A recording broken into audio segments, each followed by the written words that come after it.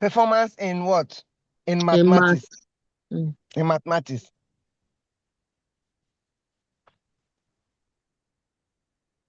So that is a very simple explanation to give when you talk about experimental. Which I said that you do it to establish causal relationship between two variables. What is the relationship between the two variables? So what are the key features of experimental design, research design? One key feature there is manipulation. The researcher will introduce an intervention or treatment to determine what? Its effect. You will introduce an intervention or a treatment to determine its what? Effect. So you must always measure to see that it works. If it is a group, a group, you can even have one group having the lesson teacher and another group not having the lesson teacher. And then at the end of the term, you take their performance. You may find out that the ones with lesson teacher may not even do, may still perform like the ones without a lesson teacher. So in experimental research, we always have what we call the control group. And this control group is we call it a comparison group that does not receive the treatment which you gave to an experimental group. And you use it to measure the difference in performance.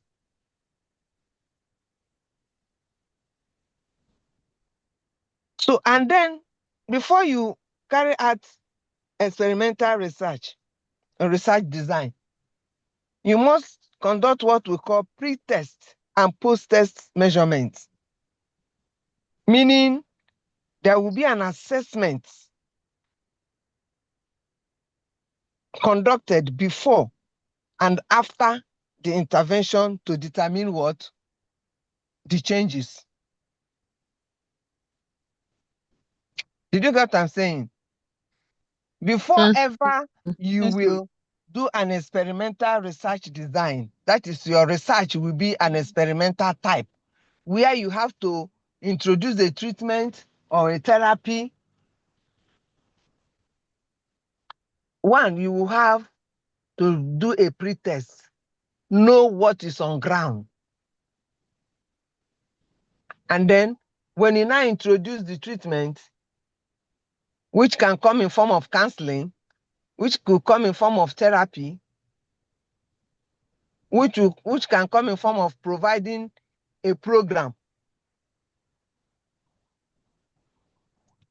You will first of all conduct what? A pre-test to establish what the situation is first. Then after that, you now introduce your intervention. When you now introduce the intervention, after the introduction of the intervention, you do another test again, which we now call post-test. So it's an assessment that that is conducted before and after the intervention, just to determine what the changes that must have that are expected to occur. And so we have the true experimental design, where the participants are randomly assigned to either the experimental group. Experimental group is the group that receives treatment, or you assign the participants to a control group, and the control group does not receive what? Treatment. You know what I mean by the treatment now? That is, you Yes, understand what I mean by the treatment. treatment? Okay, fine. So this method minimizes bias. This type of experimental design, which we call true experimental design, this method minimizes bias and provides strong causal evidence. For example, I'll give you an example now. Evaluating the effectiveness of cognitive behavioral therapy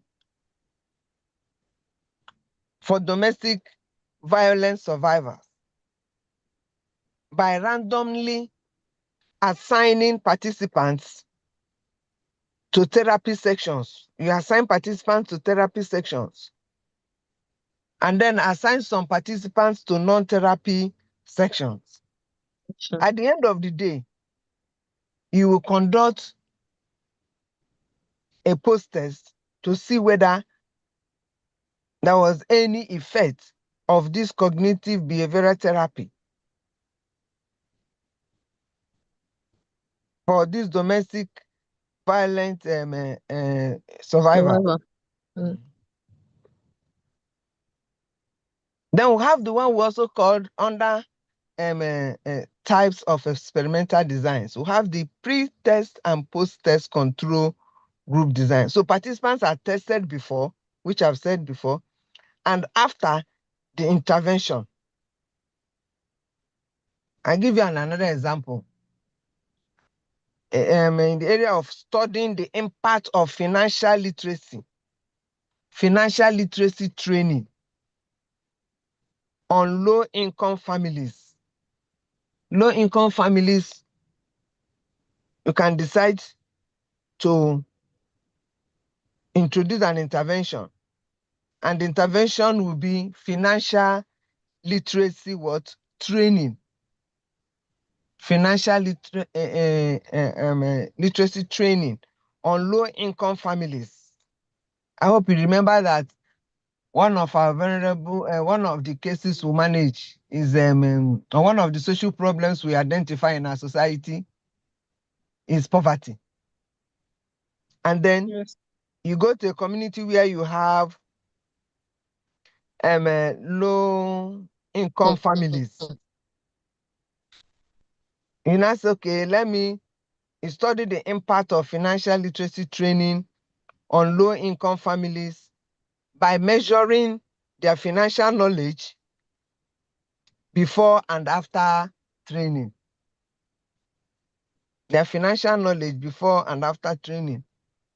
When we talk of financial literacy training, is where you teach people what to do in order to improve their financial status.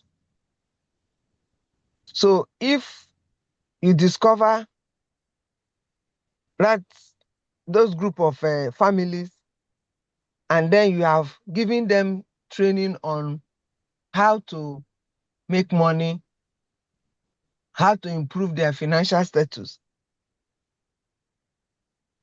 you have given them knowledge. Not necessarily giving them money, but what? Knowledge. It's expected that they put the knowledge into practice. So you can conduct a post-test to see whether they even understood what you taught them. Then we have this one I mentioned is pre-test, post-test control group design. The third one is post-test. Post-test.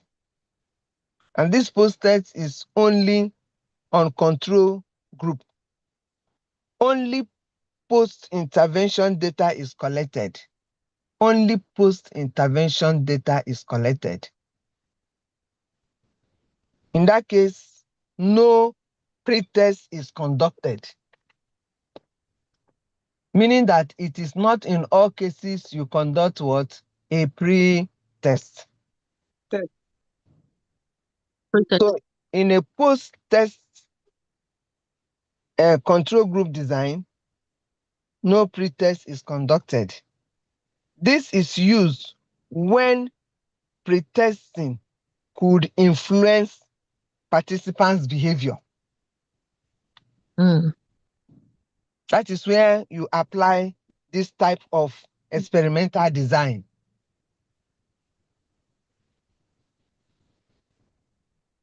You use it when pretesting could influence participants' behavior. I'll give you an example. One is like assessing the effect of an anti-bullying design. Assessing the effect of an anti-bullying. I don't know whether you are hearing because my network self is giving me. Okay. Yes. Okay. Assessing the effect of an anti-bullying. You know what I mean by anti-bullying? Yes. Anti-bullying campaign in schools. Yes. Anti-bullying campaigns in school. Yes. Of course, if you go to take pre-test, it will influence the students' behavior, the children's behavior. Yeah. Is it not going to affect? Yes. So you now want to assess the effect of anti-bullying campaign in schools by measuring, bullying incidents only after the intervention. That you go to a school,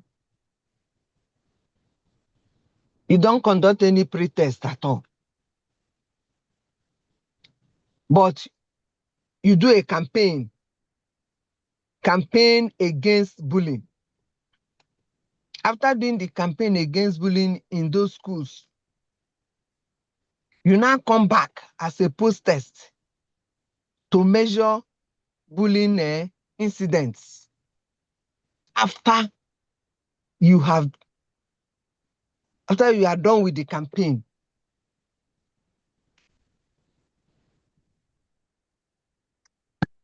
Did I make myself clear? Yes, ma'am. Okay.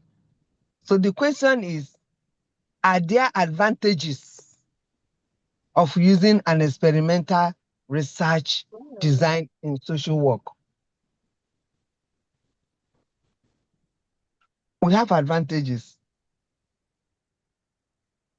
Experimental research design is the strongest design for determining causality. If you want to find out the cause of something, experimental design is the best. It's the strongest design to use. And it's also a design that minimizes bias.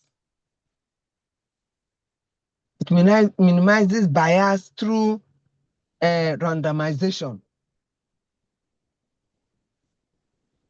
And when you do experimental design, it helps you to get good findings, and the findings are generalizable.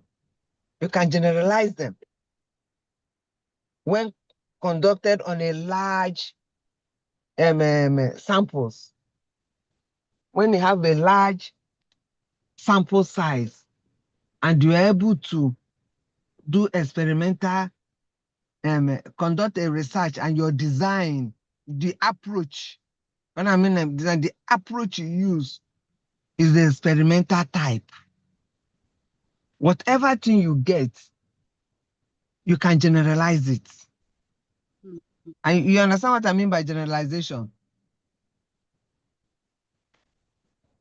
Yes. In research, when we mention generalization, let's assume that you have a population of 500 and you decide to use 200 as your sample size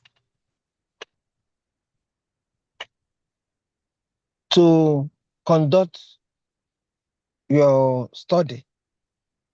Out of 500, you use 200. Whatever findings you get, you will generalize it. You will say that is how the entire 500 population behave or what they suffer from. Because it's not possible to study the entire 500, or let's say maybe entire 500 or 1,000. That is why you see us take a sample. And what is a sample? A sample is a unit, a portion taken out from the general population. That is their target population of study. At this level now, at least we know what sample is, right? Yes, ma'am. Yes, the portion you take, the unit you take, they serve as representatives of the target population. So when you finish conducting your study, whatever you get as findings will be generalized in the entire target population. So in that case, experimental research design stands to be the best design to use.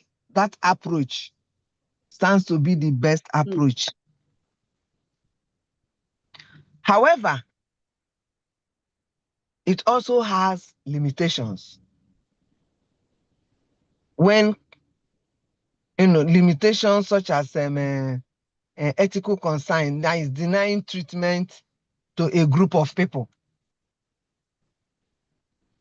Like let's say we talked about school children that maybe discover that the school children that are not doing well in mathematics, these are not one person, but let's say a group of 60 of them or 70 or 100 of them. You now decide to share them into two. You make a group, an experimental group, by introducing a lesson teacher to them, and you make the other group a control group. And then at the end, you now come to check the difference between these two different groups. What has happened at the end of the day? If the experimental group did better than the control group, it means that the experimental group has gained, while the control group is being denied of that treatment. Is it not? Yes, ma'am. Yes. So that is a limitation, no? It's a limitation. And we call it ethical concern. Yeah, it looks unethical. How can you tell a group to enjoy a particular treatment and then the other group should just stay as a control group? So in that case, you're denying the treatment to a control group. That is one limitation. Another limitation is high cost is always expensive. High cost and time consuming. It's high cost and what? Time consuming. But you know why I mean by that is time consuming? Not really, ma'am. It's time consuming because you want to measure the effect. So it's not a study that you can just.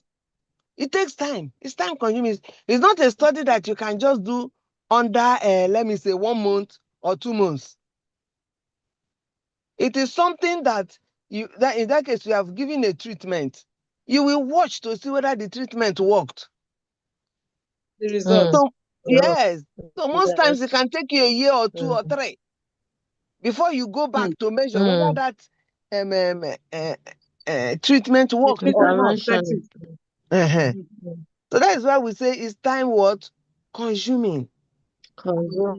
Yes. There is high cost too. Because that treatment you want to give can be expensive. It can be expensive.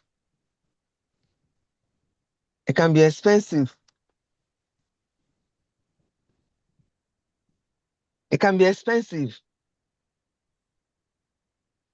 And it's always difficult to use it in complex, complex social issues. Complex social issues may not be easily controlled. Complex social issues may not easily be controlled. Then we have you heard of quasi experimental research design?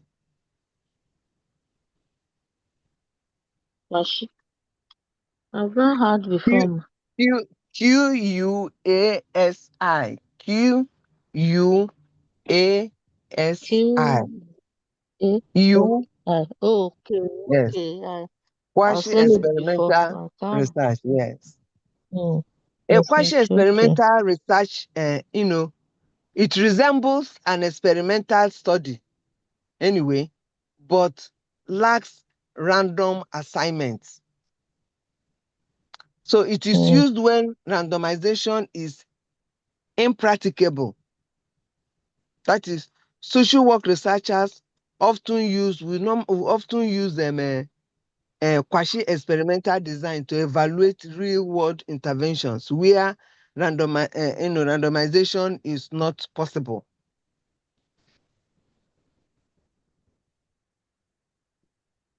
So in this case now, quasi-experimental research design has a lack of randomization where participants are assigned to groups based on existing conditions rather than random selection.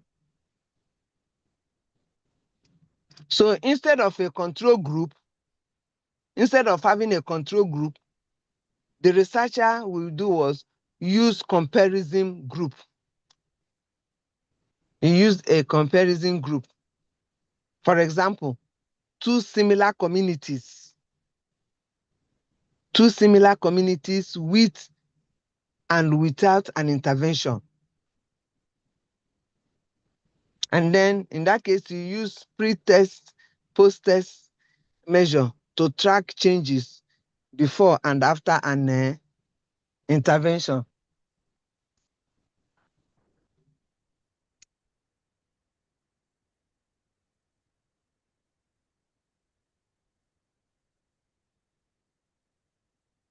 Then let's not dwell so much on experimental. Let's go to non-experimental. Non-experimental approach does not involve the manipulation of variables. It does not involve the manipulation of what? Variables. I hope you are with me. Yes, ma'am. Society does not involve the manipulation of variables.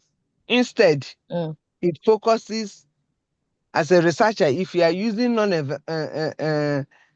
experimental, you don't manipulate the independent variable. The only thing you will do is you focus on observing. You focus on observing, describing, and doing what? Analyzing that social phenomenon you are studying.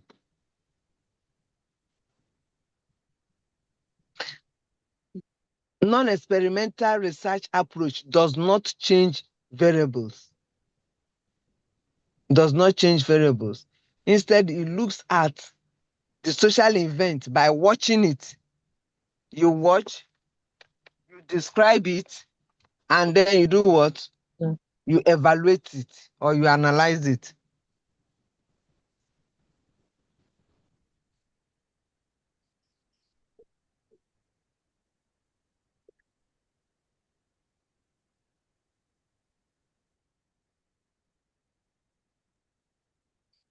So the major key feature of non-experimental design is that there's no manipulation of independent variables. The researcher does not introduce an intervention to manipulate. And then another key feature is that it's observational in nature. Observational means that data is collected or data are collected through surveys, through case studies, or secondary analysis. And so most times we focus on correlation. That is the relationship between this and this, and not actually causation. The relationship between this and this. What is the relationship between teacher and students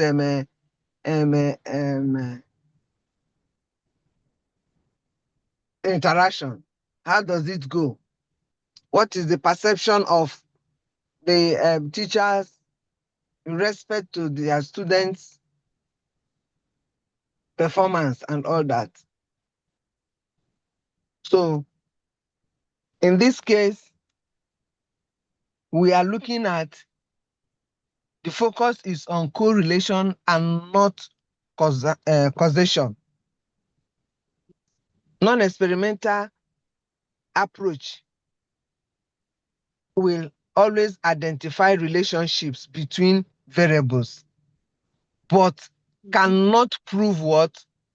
Causality. What has caused it? Am I making sense? Yes. You are looking at the relationship between two variables, but you are not looking at the cause of it. Yes.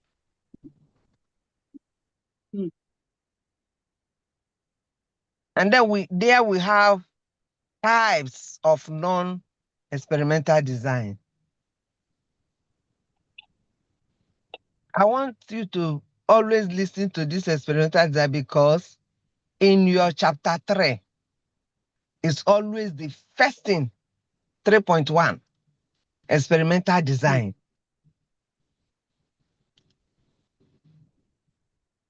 So most of the studies we do fall under this non-experimental design. So types of non-experimental design, we have types of it. Types of non-experimental design. One is a descriptive research design.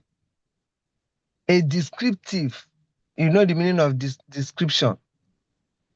Is Yes, a method used to systematically collect and analyze your information just to describe a particular phenomenon. Just to describe it. That is why it's called what? Descriptive. Unlike experimental approach, it does not involve manipulating variables, but aims to observe. You document what you're observing, and then you analyze that social issue or that social behavior or the trend, depending on what you're studying. Could be a behavior, it could be, you know, the social issue you're studying.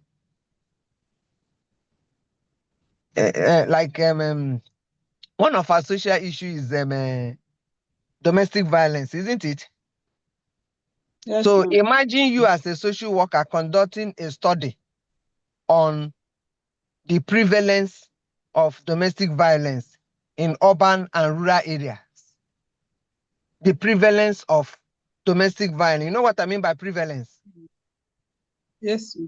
Okay. Of domestic violence in urban and rural areas. So you want to see how it is. In this case, whatever thing you get, you will only do description. You're only going to describe. They're saying, oh, from this study, violence is more in urban or is more in rural. You are doing a comparison now, looking at both of them, but you are not actually studying the cause of violence. That is where you now say, okay, this is the cause.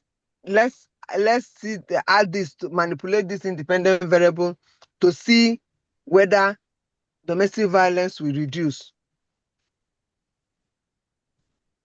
So the researcher will do what? You, the social worker, you will collect data on reported cases. Is that not what you do? When Yes. you are trying to conduct a study on the prevalence, you will collect data on reported cases. You will collect data on victims' demographics, and then associated risk factors without altering the condition. And so the study does not manipulate variable at all. You don't manipulate variables, but you describe the reality of the domestic violence in the different areas, urban area and rural area. Yes. So the characteristics of this descriptive research approach or design, of course, since it's a non-experimental, it does not manipulate what? Variables. But you observe and record them as they occur. And then it involves systematic data collection. Systematic what? Data collection.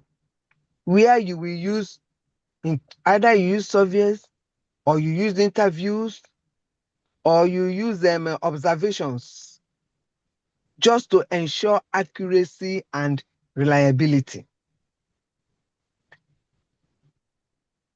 And your focus will primarily be to examine existing conditions. That will be your focus. Your focus will be on the present. On the present, primarily to examine existing what? Conditions, or existing behaviors, or existing events. So you are free to use quantitative method, or you are free to use qualitative method. If you are using quantitative method, it means that data can be in numerical, that is quantitative. And then if you say you don't want to use quantitative, you use the non-numerical form, which is the qualitative. Qualitative is for interview, interview which could be one-on-one interview, or focus group discussion, or observation. So what about the representation of it? It provides a realistic depiction of the phenomenon under study. That is, you are describing exactly what you observed, or the information you were able to collect, and all that. One good thing about it, the advantage of it, the strength you have in it, is that non-experimental, that descriptive approach of the non-experimental type, is easy to conduct. That's what most of us do. Easy to conduct. Why? Because it requires fewer resources than experimental studies. And it focuses on existing conditions without what? Manipulation. And then it provides an empirical data for social work intervention. Most times we use it, and when we use this descriptive, we are describing what you saw, what you were able to analyze, because it requires you observing, collecting data, and analyzing. You are describing it without adding your own your feelings about what you have seen. Just go ahead and describe. And at the end of the day, we social workers will use it to draw up our interventions. Of course, we have been talking about it has a limitation now. The limitation is that it cannot prove causality. It cannot prove what has caused it. If you want to find out what has caused it, then you go into what? Experimental. Experimental. So descriptive research shows relationships, but not causes. It is susceptible to bias because results may be influenced by you, the researcher. The result may be influenced by you, or even the participants may be dishonest. You could have a participant dishonesty. And another major, limitation we have with descriptive research design is that findings from a small sample may not apply to the wider population.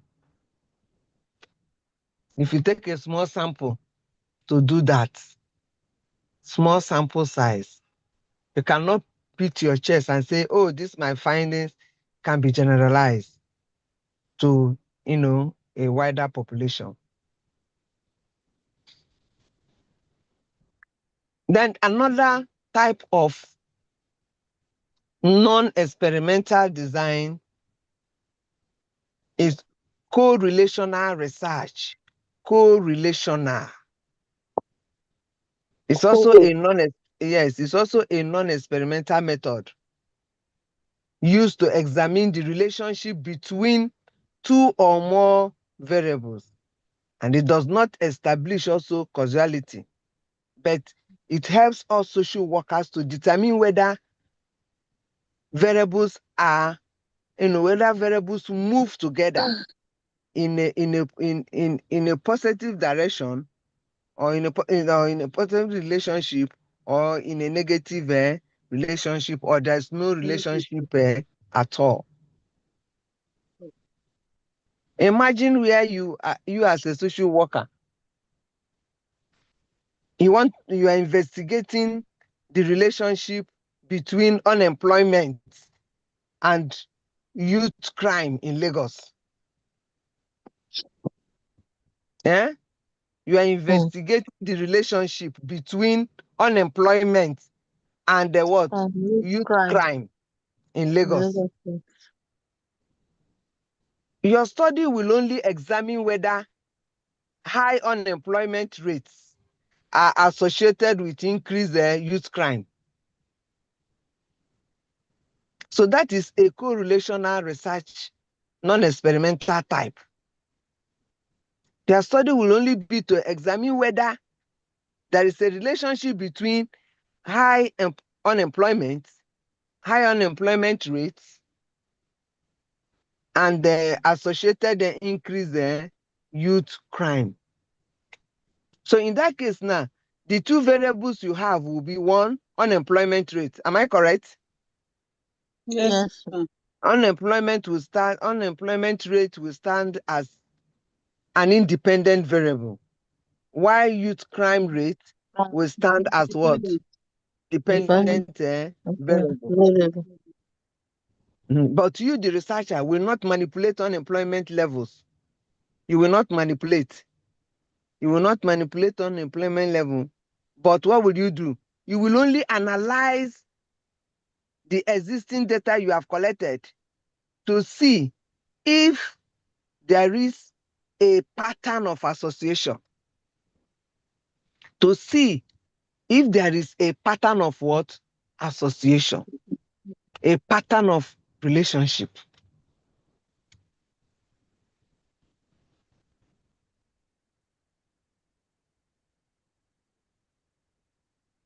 So that means that in correlational research non-experimental approach, we now have types of it, because it can take different forms based on the nature and the direction of what? Relationship between variables. So relationship can be a positive correlation, or it can also be a negative what? Correlation. So when one variable increases, the other also will do what? Increase. That is, in that case, you're looking at it as a positive correlation. Or vice versa. When one variable decreases, the other one is expected to do what? decrease. Decrease. So you now say it's a positive correlation. For example, let's look at higher levels of parental involvement. Higher levels of parental involvement are positively correlated with higher academic performance in children. Did you get my statement? No, ma'am. Higher levels of parental involvement. Higher levels of parental involvement are positively correlated with higher academic performance in children. You know what I mean by higher levels of parental involvement? Yes.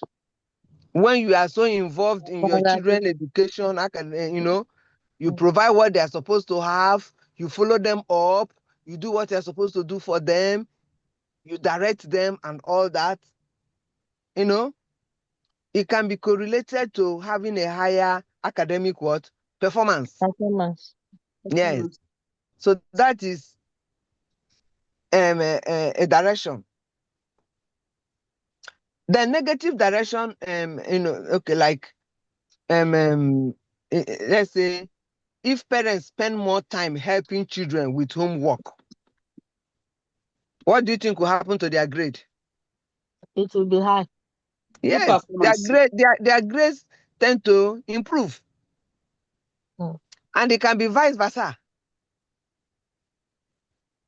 Where parents don't spend time helping their children with their homework, their grade will do what? Will not improve. And that is what we call positive correlation. That is, they are going on the same direction. Then we have the negative correlation. That is, negative correlation is when one variable increases, the other does what? Decrease. That is a negative correlation. When one variable does what? Increases, the other does what? Decreases. In that case, you say that it is a negative correlation. Positive correlation is when one variable increases, the other one will increase. When the other one decreases, the dependent variable should also decrease. But to have a situation where one variable will increase, the other will do what? Decrease. And when that happens, we say it's a negative correlation. An example is where you have an increased access to mental health services. Increased access to mental health services is negatively correlated with suicide rates.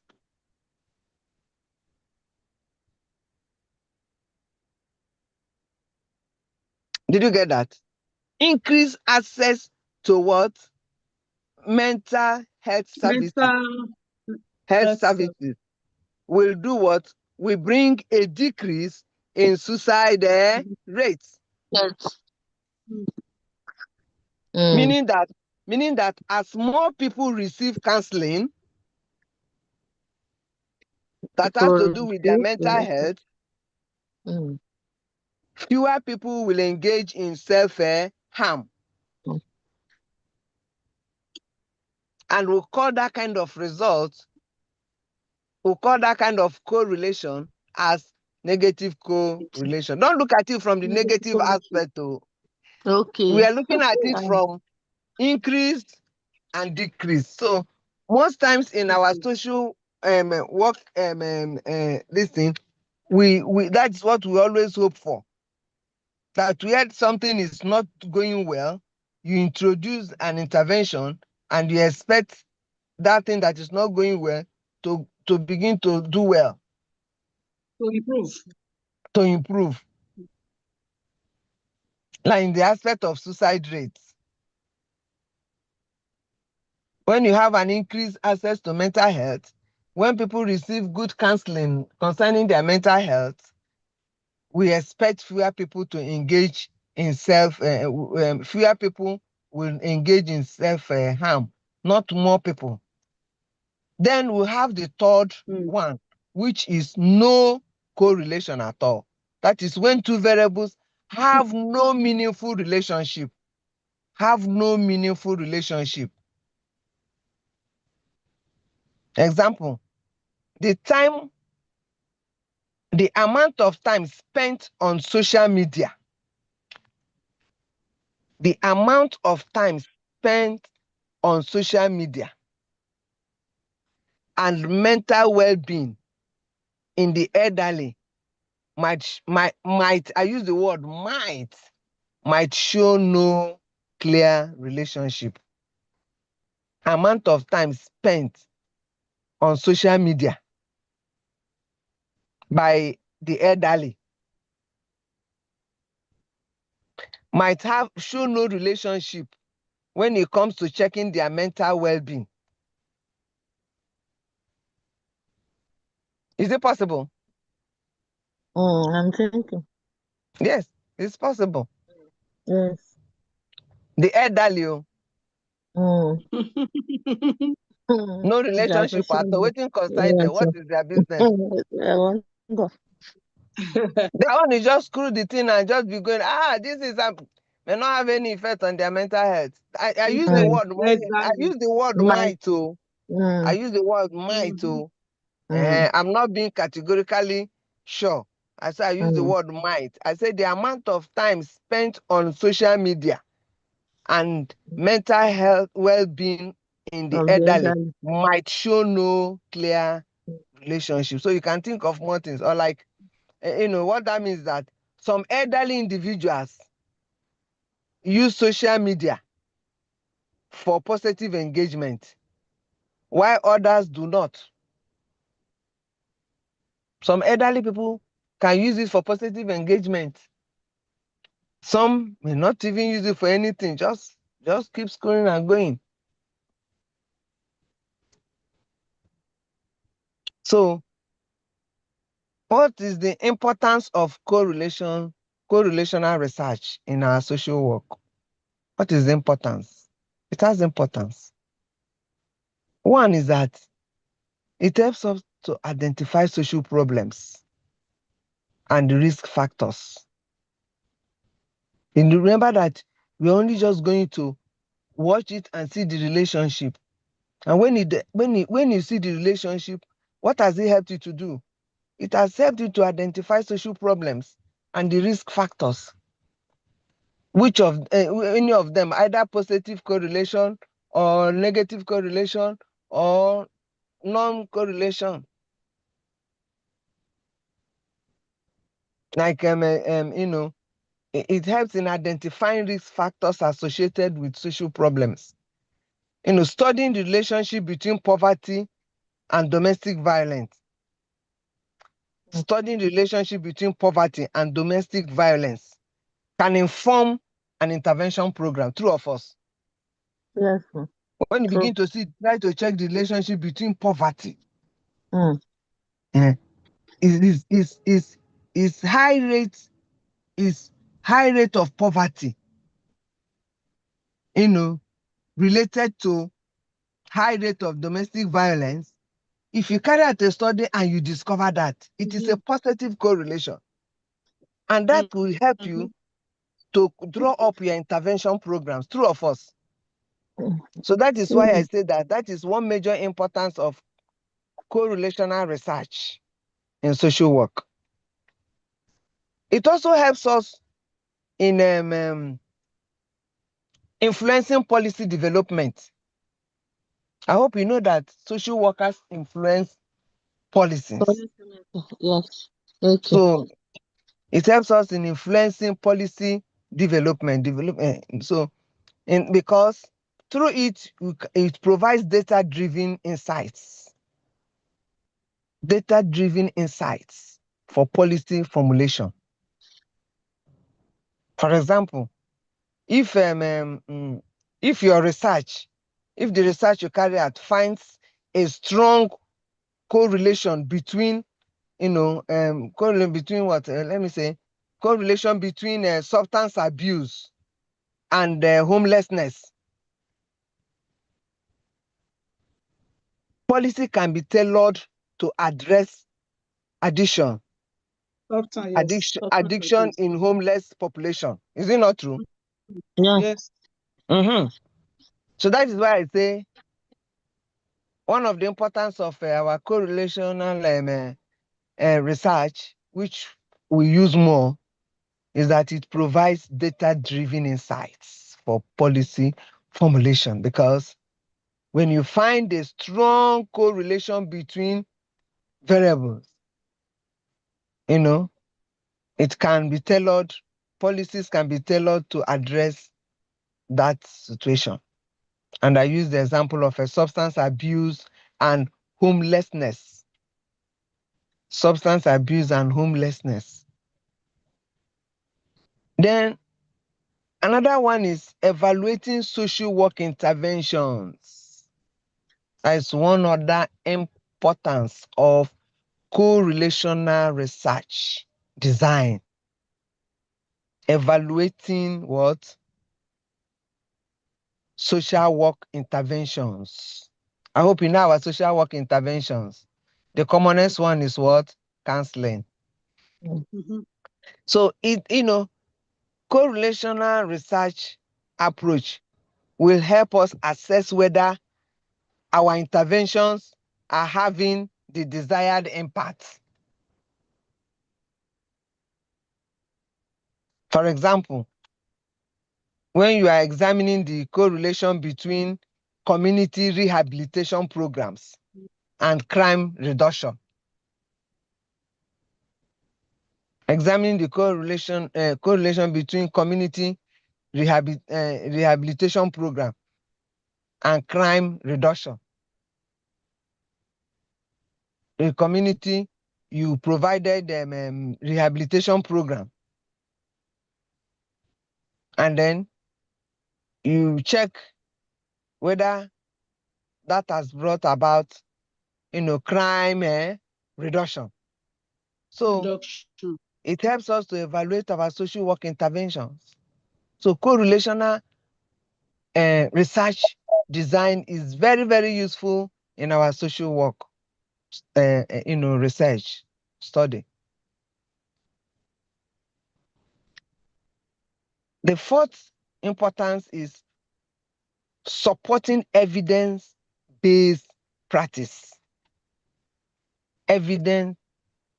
Evidence-based practice. Why do I say that? It enables us social workers to use scientifically gathered data to design our interventions. Scientifically. Because you must have collected your data systematically, analyzed it the way you are supposed to analyze it and all that, and describe what you got.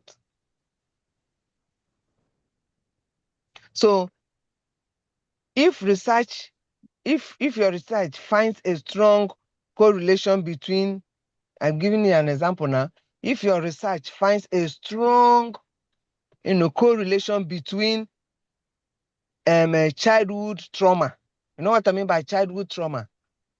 Yes. Childhood trauma and later substance abuse.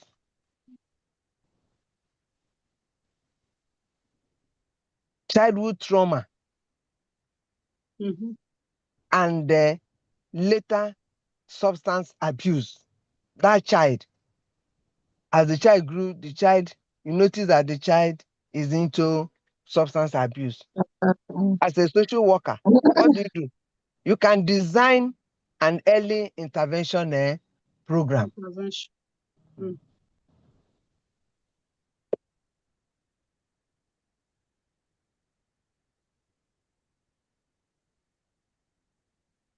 So I've given you examples now. Yes, ma'am. Yeah, because without examples, it will be difficult to understand this The example is really helpful. And so like a correlation between parental neglect and juvenile delinquency. Yes, yeah. Are you seeing? That is the correlation between parental neglect, and what? Juvenile delinquency. Delinquency. So when you have parental neglect, high rate of parental neglect, what are you expected to get? There will be high rate of juvenile delinquency. And that case is going to the positive correlation. So we can have a research question that is put this way: is there a relationship between parental neglect and delinquent behavior in adolescents? Okay. You see, is there a relationship between parental neglect and what? Delinquent behavior in adolescents. So in that case now, the parental neglect will be the independent variable. Am I correct? Yes. You see why I had to talk about variables in our first lecture? Because I know that it is a term that we'll keep using. So parental neglect will stand as what? An independent variable. And you will measure it through surveys and reports. That is how you are going to measure it. Then juvenile delinquency will now be what? Dependent variable. Am I correct? Yes, ma'am. And so how are you going to measure juvenile delinquency? You will measure juvenile delinquency through police and school records. That is how you can measure juvenile delinquency. You measure it through police reports or school records. Police records or police reports or school records or school reports. And so what will be the unexpected outcome now? You say, Nancy, it will be a positive correlation, meaning that higher parental neglect is associated with what? Higher juvenile delinquency. So what is the implication of it for you, social worker? The implication there is that the study could encourage parental support programs. You come up with what?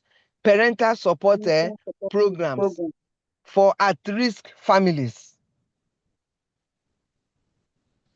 What this means for social work is that this study could lead to a more programs that help at-risk families with what? Parenting. You now come up with programs that will help parents, give parents training on how to carry out good parenting.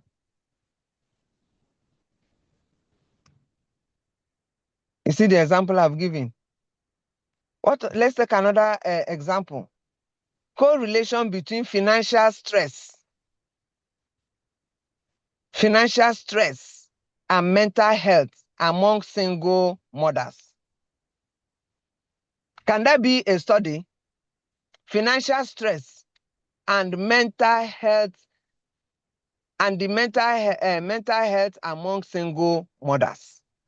When you are carrying out such research, it's going to be a correlational non-experimental design. Because the research question will be, does financial stress contribute to mental health issues among single mothers? So tell me, what will be the independent variable in this study? The financial stress will be what? Financial stress the will be the variable. Correct. And how will you measure? How will you measure the financial stress of this single mothers? How are you going to measure? How are you going to measure their financial stress, which is an independent variable? How are you going to measure it? You will measure their income now. How do we measure finance? You measure by income. You measure by debt levels. You know what I mean by debt? DEBT. Let me speak our common pidgin. Whether in the O plenty, and then you also measure it by employment status. Employment status. Because in your questionnaire or in your interview, you definitely will ask her, what is she doing? Is she working? Yes. How is she surviving? You ask her, if you are interviewing, how are you surviving, my dear sweet lady? I don't do anything, no. Or they say small thing for table, or I'm a civil servant, or I'm a company worker. Then for mental health will stand as what? Dependent what? Variable. And so how will you measure that woman's mental health?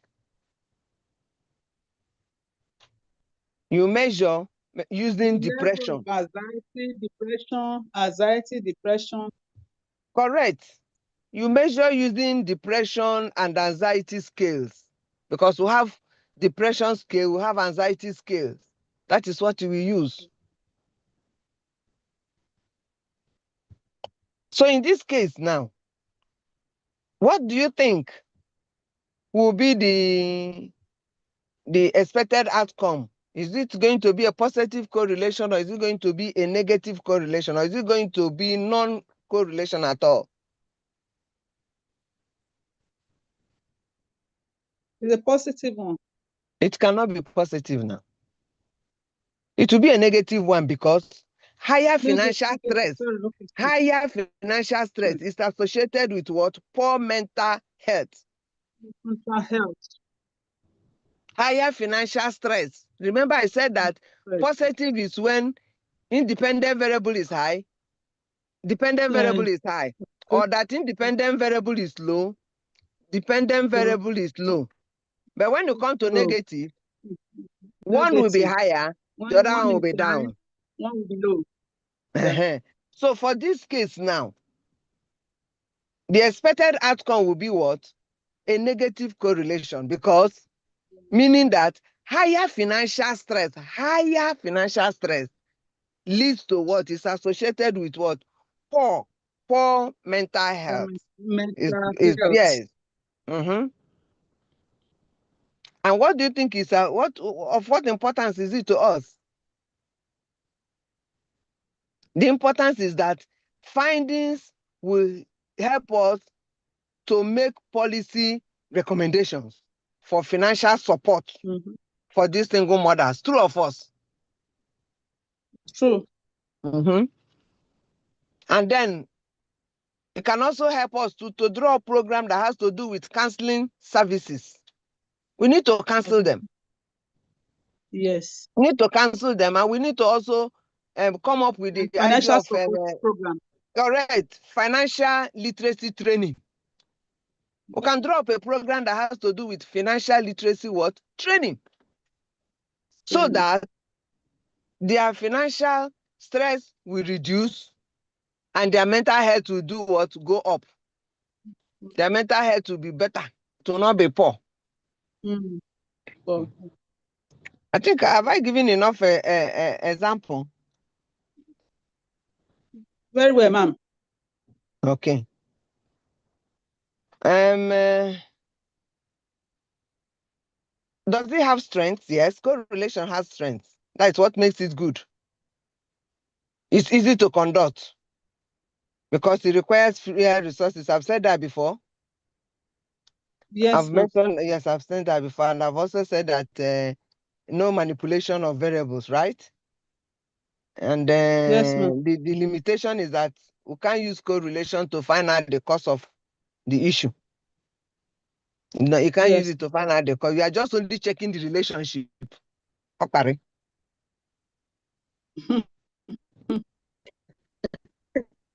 So you are laughing.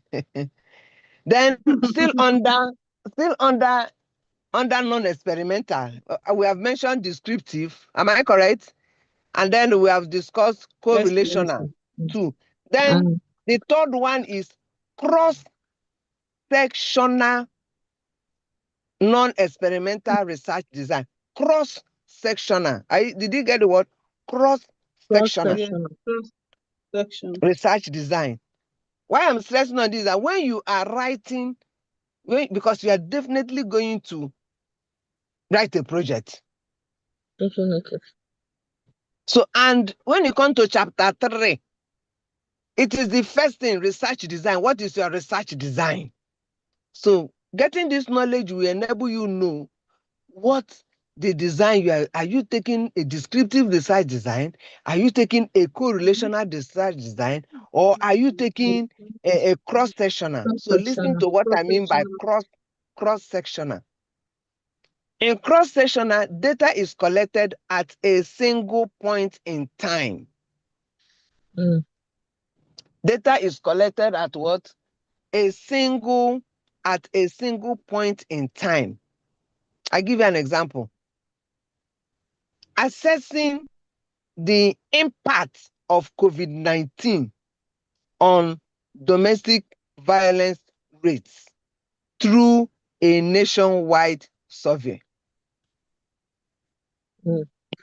Assessing the impact of COVID-19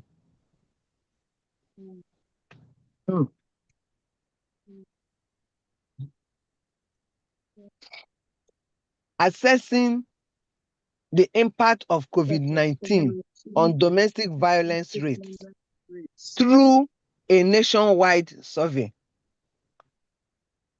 In that case, what will you use? Cross-sectional study design. So by contrast now, you analyze data. You will analyze data from a population. From what? A population or a representative subset at a single point in time. And when we use this cross-sectional, they are often used for descriptive purposes or to explore association between the variables. So that is the most important thing there is that data is collected at a single point in time. Then we now have my battery is almost running down, so I will round up soon. Longitudinal research design. The fourth one is longitudinal research design. It's still under non-experimental. So for longitudinal research design, you track variables over an extended period to study changes over time. Mark that word. I say you track variables over an extended period. That's why longitudinal. Over an extended period to study changes over time. Studying changes over time. Let me think of an example, okay? Let's look at, following a group of foster care children. Following. Did you see the word I use? Following means tracking. Tracking a group of foster care children into adulthood. Are you getting me? Following up a group of foster care children. You're following them up. You're tracking them. That variable there is foster care children. That is the number. That is the variable. And you're tracking them or you're following them up into what? Adulthood. Why are you tracking them into adulthood? Simply to analyze their life outcomes. Is it not? Yes. to analyze their life outcomes. Okay. Yes. So in that case now, it will involve repeated observations. Abi?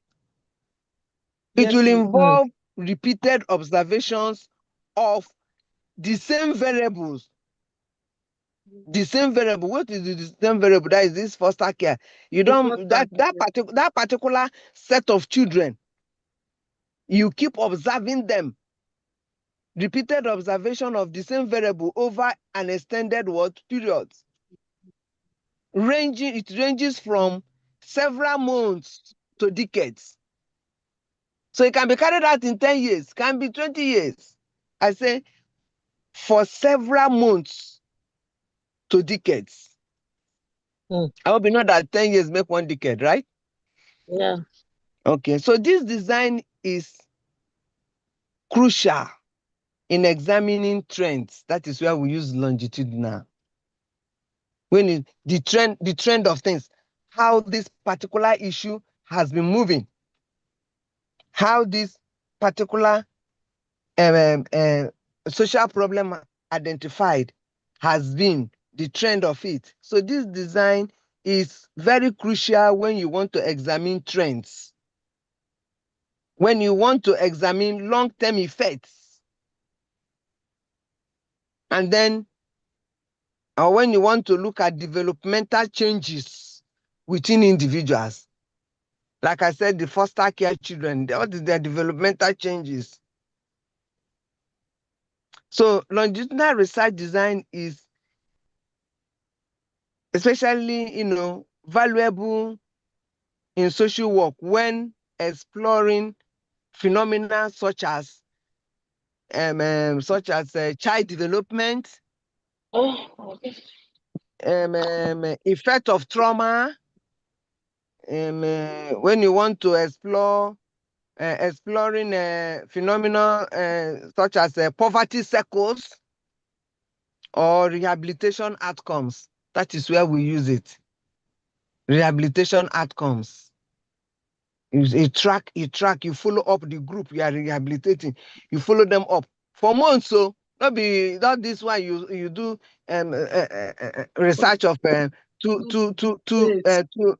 2 weeks. You jump out with one forge result and come and give us. And then the last one, which is the fifth one, is case study research. This one we do that. Case study research. You know what I mean by case study now? In-depth analysis of a single group. In-depth analysis of a single group or a single individual or a single event. Take, for instance, investigating the resettlement experiences of refugees in Nigeria. They are a single group. And what is that group?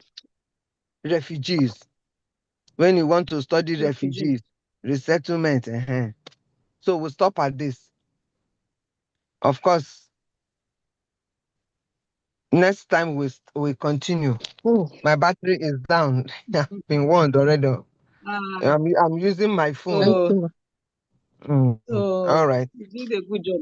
Well done, ma. Okay. Thank you, ma. All right. Okay, so next time, please remind me. Next time, remind me. Let me give you an assignment because I'm going to mark 2 assignments before the exam you will take. So when they will tell me to send your results, they will be calling for assignments and they will be calling for exam results. So please remind me. Don't say I'm casting and binding that this woman should not remember assignment.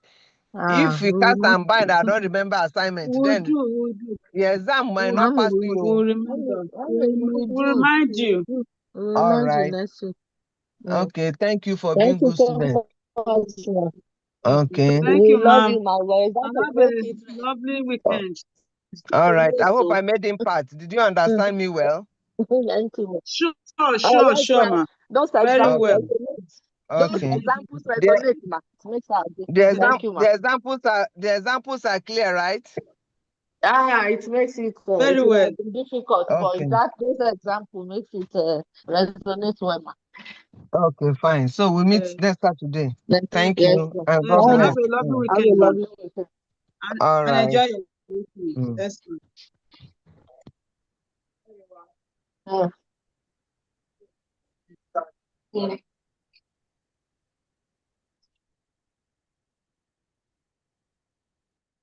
How did you know her? Ọmọ yìí ní kò ẹgbẹ́ ṣe nínú fóònù náà. Àyè ìgbà náà kò fi wọ́n kò tí ì 5 years ago. The outside is wet, abi? Okay. One minute, sir. How is it?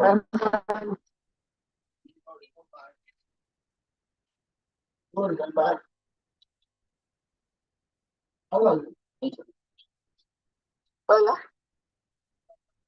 I don't know what is wrong with your name, but your face looks like I'm so how's your head now? You are better. Well, well. That's why I was wondering you didn't ask for address.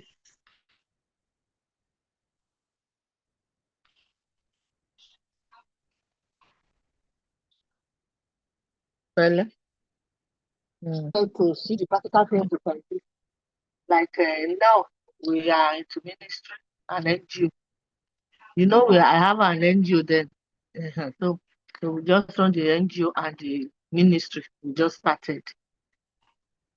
So then after those times, I have I stuff that made me stop work and others. I have to even give the place to Daniel to continue. So because I was warned by the doctor that I should not do any stressful thing because of that, but I did that surgery twice. So I now dive into mental health. So I do talk to people about how they can maintain their mental health and have good well-being. So I normally do video, short video. And the person who worked with me, okay, actually there is a lady that worked with me, got admission to LASO. So since then, I've not really had a stable person to work with me. Then after that, we now started the ministry, barely a year. So what we need is someone that will do the church live streaming when we are doing program. We normally do programs on Wednesdays and on Sundays. Okay. So we know that those 2 days are for church. Then we'll pick 3 other days that will be for other things. Sometimes that will be for other things. And we have social media platforms. We just started. We just started. Like my own has been in the system, but I've not really gotten someone that can grow it. Someone that can, because most people I see then are not really. They are not really.